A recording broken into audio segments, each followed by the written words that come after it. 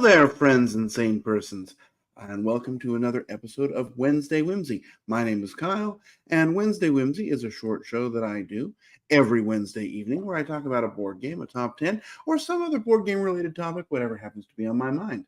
I see some Chronicles of Drunagor behind me. That's a hint as to what I've been playing lately, but that's not what we're here to talk about today. What we're talking about this week on Wednesday Whimsy is a game that I've been putting off talking about. I've talked about it a little bit, but I just really, this is one of those games that I when I first got it, I was like, this could be something. But as I've kind of gone through it, I've played through it a lot of times now, and I decided this is the week we're going to do it. We're going to talk about the biggest game we've ever talked about on Wednesday Whimsy, and I've only got the lid here because the box weighs 1,000 pounds. This game is Voidfall. So you can see it says Galactic Box on here. This is a huge, enormous game. And yeah, well, I'll tell you a little bit about it, and I'll tell you a little bit about what I think about it. Now, before we get in, I want to say that my overall impression of this game is positive.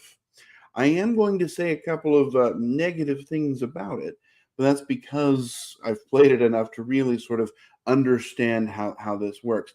But I just want to sort of start out by saying I have positive feelings toward this game. Anyway, with that, let's jump in and I'll give you some thoughts about it. So what is the game about? Well, you are a galactic nation and you are in space and doing space stuff. And ultimately, there are these creatures called the Voidborn, and they are bright orange. You might even think they're like trebles and looking for trebles or whatever that game is, that orange one. Kind of like that. There's this orange menace that's spreading around the galaxy doing stuff. And you are and there's also, they've corrupted some other space nations, and there are these fallen houses that are sort of these enclaves of evil. And you are sailing around, you are building up your own space economy, you're trying to colonize new regions, you're trying to beat back this orange menace, and trying to get the most points at the end of the game. So how does it work? Well, let me open this up here and see if I can't show some pictures of the game. I should have this down by now. Here we go. So this is Voidfall, and there you go. Some pictures here. So in the game, what you have is ultimately the core mechanism is going to be these action selection cards. And every, I'm not able to find them, it looks like. Every player is going to have a hand of these cards, and they're called focus cards.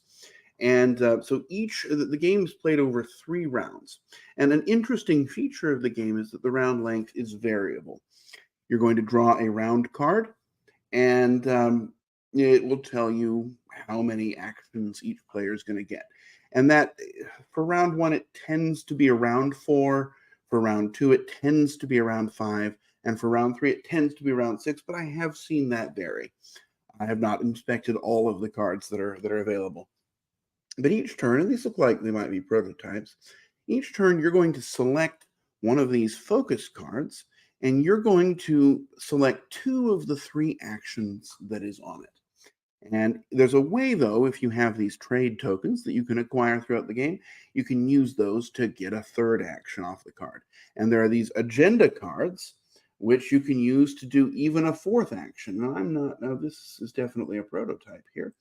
I love when I can't find, well, you can see how big the game is. I love when I can't find the game when I'm trying to talk about it. Anyway, but there are these agenda cards that ultimately are your sort of end game or end of round scoring cards. And when you have one of those, if it matches the type of action you're taking, you can play it into a bonus action. And so what are you doing? Well, ultimately, you have your own little enclave, and it's got your ships in it.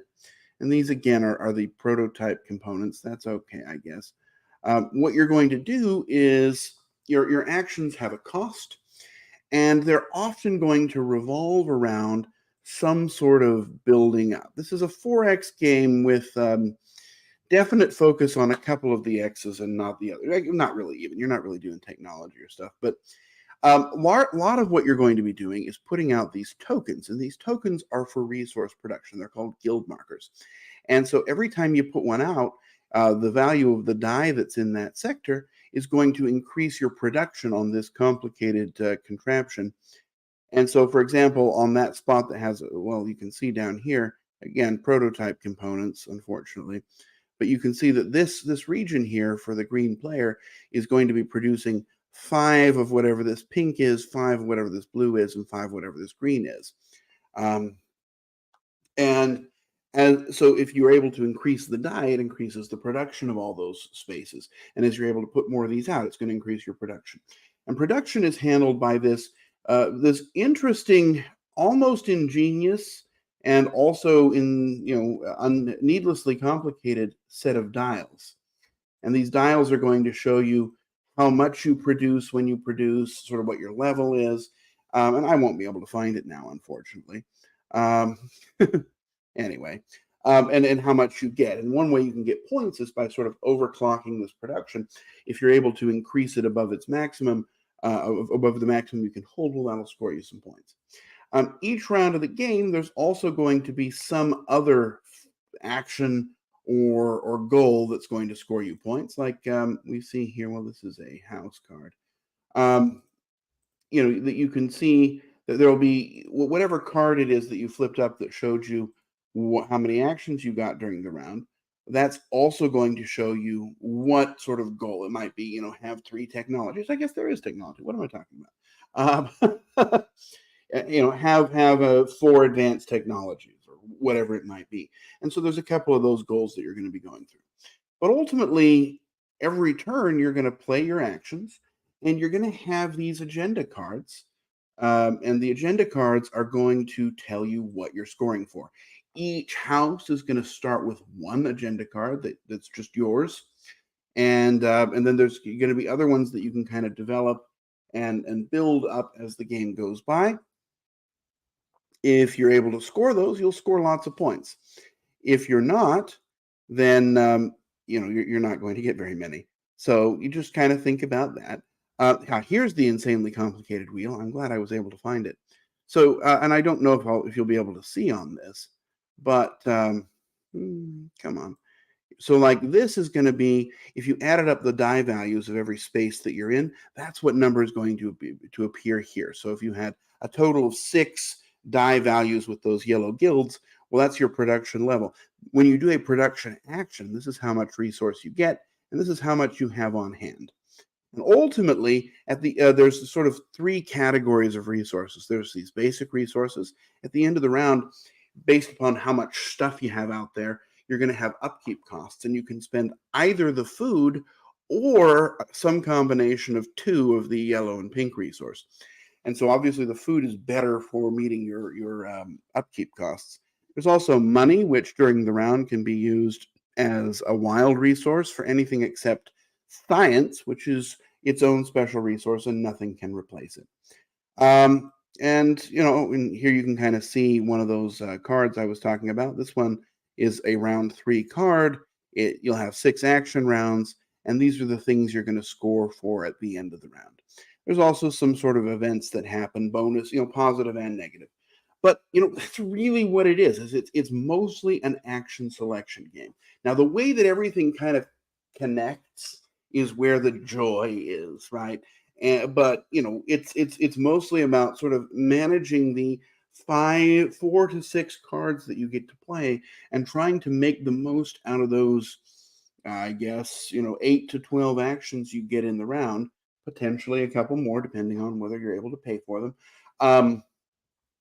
And trying to work toward the goals of the round and your own individual goals. Ultimately, there's a lot more going on. I'm definitely oversimplifying this, but you can see that over here we have. There's this board here, and it's got these tracks you can go up, and each of the different factions has sort of different things it can do, and so these tracks are going to give you different bonuses if you go up on the different levels. You have technologies that you're going to be able to upgrade. You have one unique technology that's just yours, and then there's this common pool where there's two of everything, and the technologies are wild. I mean, some of them make your ship super powerful. Some of them let you, store a bunch more stuff in your home world. A lot of different things you can do, and those are going to vary, game to game. Really, kind of the last thing I'd want to talk about is the combat, and I don't really have a way to show it to. Well, I guess I kind of do. So, for the most part, the combat is very deterministic. In fact, it's entirely deterministic. You can always tell what everyone has. The only variables are going to be the number of things someone has and the technologies they have. So, for example, if this ship here, assuming there were no technologies, if it were to move into here, you'll see there's this triangle. This triangle does an approach damage. So as soon as it comes in, it's taking one hit. And then it's going to look at initiative, and the initiative is going to be based for these small ships. Whoever has the most cubes is going to get to shoot first. So this one would then have one cube. It's the same number as this one, so they would essentially eliminate each other. They would shoot each other at the same time. Whereas if these two ships were to come in, well, that would abandon this, which would be bad.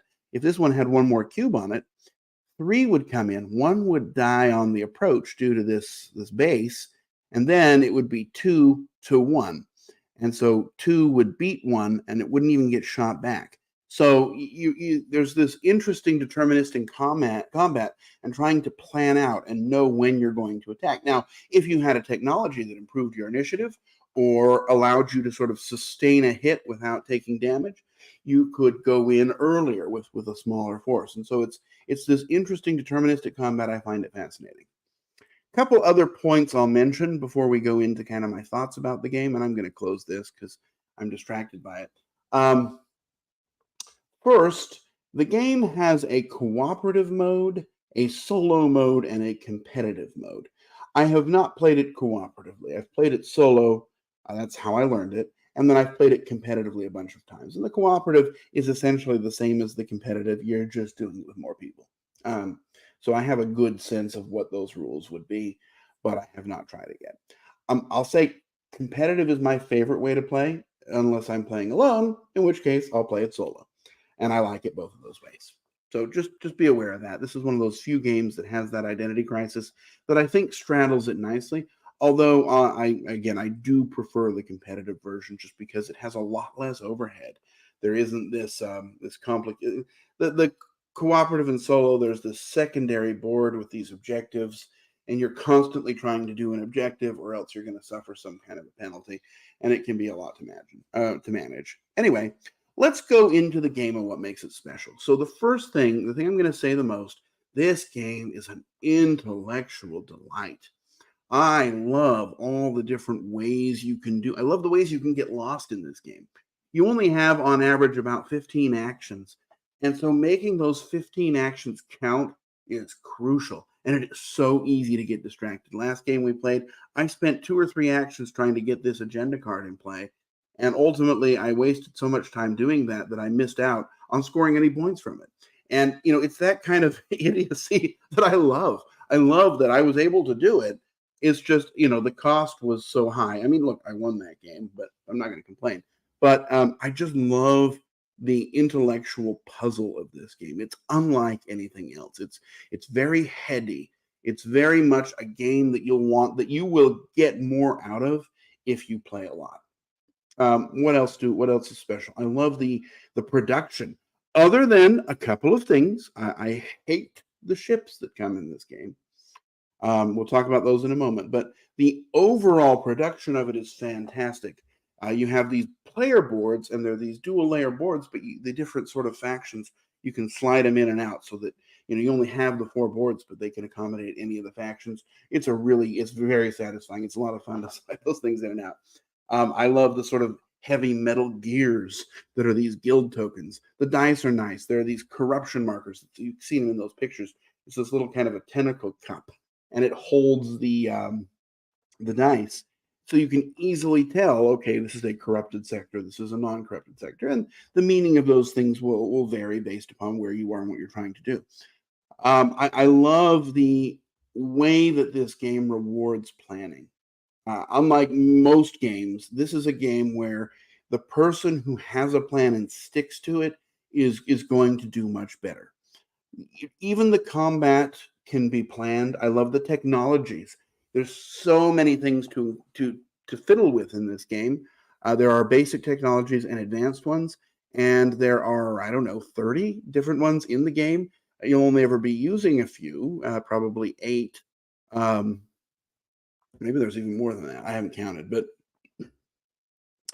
you're going to be, but the most you can ever have is 5 or 6, depending on what you've done in the game. So each game, the approach you have to it. There's one that sucks those corruption markers off, and that sounds bad, but it helps you manage the corruption markers. There's one that gives you shields, so the one that gives you torpedoes, and you take in a very small torpedoed shielded ship, you're gonna waste any opponents in the combat. You're going to do it at the cost of maybe your economy, or maybe there's one thing that there's these trade tokens, and whenever you use them you also get a bonus. I mean, there's so many different things to explore. I just love playing in this world. The production, again, other than the ships, top notch. The sort of complexity is so rich and delightful. I love the different factions. They don't feel that different, right? But they each start with a different technology. That's fun, and they have a small special power. The last time I played it, I had a special power that was like, when the aliens attacked me, they got +1 to their strength, and I was like, oh, I don't like that. But I had my action cards. Each of the factions will have its own kind of couple of action cards that are unique, that kind of sub in for another one. I loved it because when I won a combat, I got a bunch of points. So I have more to fight, but the more I fight off, the more points I get. And that really kind of can inform your strategy. There's just a lot going on. The game also has a remarkable glossary that will explain every single card, every single symbol, every single sort of player board, every interaction. It's very well organized. More on that in a moment. And so, anyway, I've said a lot of good things. Let's talk about a couple of the bad things. And I'm going to say it, some of these are big bad things. The first thing, those ships. Those ships are a nightmare. You saw them in the picture I showed here. I'll show you again. They're these, they look nice. They're these nice little models on a plastic stand, but you have to disassemble them to put it away. And those things fall off constantly. They're just constantly getting knocked over. By the end of any game, people are just using cubes, cubes on that little tray at the bottom. It's a disaster. I hate those ships, to the point that I bought some different ones on Etsy because these are so terrible. I just, it will add an extra half hour to the game just messing with these ships. So just beware. Secondly, the built-in storage system in the game was generally pretty good, but the way that it had you set up the different factions, there were these clear plastic trays that made this huge stack, and the only way to set things up was to open each and every one each and every time. This game takes at least half an hour to set up, sometimes more, and the way that those faction trays were added an extra 20-25 minutes to the setup and teardown. I hate those things. Now, both of those problems were solved by a company on Etsy that made a wonderful card holder that organizes things nicely, and a set of replacement ships that really just do away with the crappy, trashy ones that are in the game and make the game they look great, they feel great, they do what they need to do, they stand out, but they don't get in the way. So both of those problems can be solved by, $100 on Etsy, which is kind of sad because this game is expensive, and the fact that you have to pay a lot of extra money just to make it really usable is kind of sad, unfortunately. I already covered the fact that this game takes a long time to set up and put away. This is a game I do not mind teaching. In fact, I enjoy teaching this game. I think I'm pretty good at teaching the game, actually. I've done it so many times. It is a game because the reason I like teaching it so much is because you kind of see people start to understand. Everything in the game is very logical, but getting there is rough. And it's at the point where if I went to a game event, and somebody wanted me to teach it, I would say, absolutely, I will teach it. You just have to set it up, because I do not want to spend the 45 minutes to an hour that it takes just to get this thing set up. It's also a huge table hog. It's an enormous box, and the sort of space that's required isn't going to fit on many tables. And then the rules. So this game has like 5 different rule books. Okay, some of them are like symbol glossaries and stuff, but even just to get in the game, there's 2 books you've got to kind of bounce back and forth between. It is not an easy game to learn from the rules. In fact, it is a very difficult game to learn from the rules. I mentioned there's that glossary for the symbols, but the cards are just symbols. It'll say the name of the action, and then it'll just be a picture of a couple of symbols and a cost. And I'll tell you, the symbols are great. Once you learn them, they all make perfect sense. It's like, okay, I know what this does. I know what this does. You know it at a glance. And about halfway through the game, you'll get there. But that first half of the game is rough. This is a game you want to play with someone who knows it well. Just accept that person's going to wallop you with a score, and just sort of take that as part of the price of admission to have someone show you how this game works. Because if you have to look up each and every one of those cards, even if it's in that great glossary, but if you have to look them up every single time, this game is going to add another 2 hours to the game, because it's already a long game, and that sort of learning process is rough. Now, I've gotten down to where I can help people figure them out, but you out there in TV land aren't going to be playing with me. You have to have someone who's very patient and skilled at explaining the game in order to really learn it properly. I learned it from the rule book. It took forever. It took a couple of tries before I was even at all comfortable that I had it right. It is a rough learn. It is one of the roughest learns of the games I've played in the last 2 years. And that's really unfortunate. I love how you can set up your own scoring opportunities. I love the customization. I love some of the joy that's in here. But it has a barrier to entry that's like Twilight Struggle level. Except, no one's going to trash you for knowing the cards. It's just there's so much going on. You have to know what you don't know, and you won't know that until you started playing. So I do think that the decision just to put the symbols on the cards and not to put the text on them was a big mistake.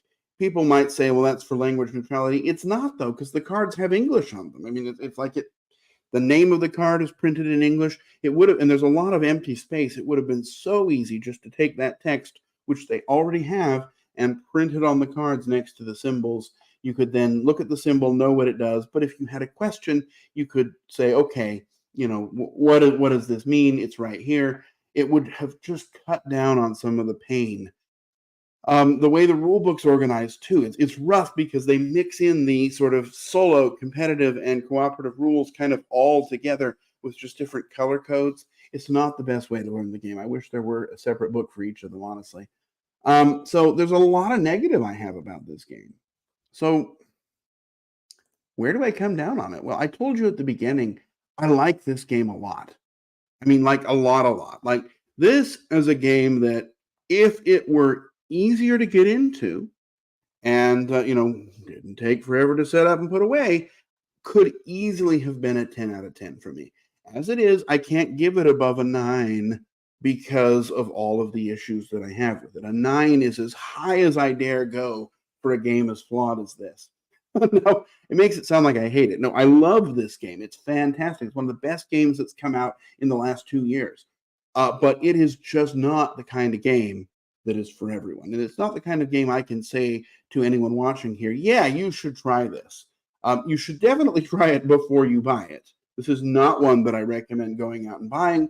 It is too big, too expensive, and too much for almost, 90% of the gamers that you'll run into. This is a game you have to plan your day around. You have to say, okay, we're playing Voidfall on Saturday. I am going to set it up, and you show up at 11, and we're going to play it.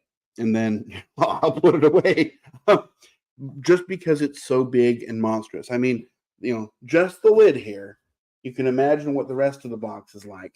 This is a game, at least it doesn't pretend, right? Nothing about this says inviting, welcoming, easy, and for you.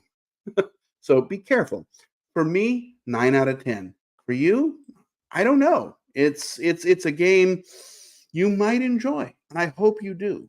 But I definitely recommend trying it first, and I absolutely recommend finding someone who knows how to play it and learning it from them. If you see me at a game convention, hit me up. As long as you've already set up the game, I'm happy to teach it to you. Anyway, that's all for Voidfall. 9 out of 10, but it's a qualified 9 out of 10. And that's what I've got for you this week. We've gone a little bit long, but it's a big game, so I guess that's justified.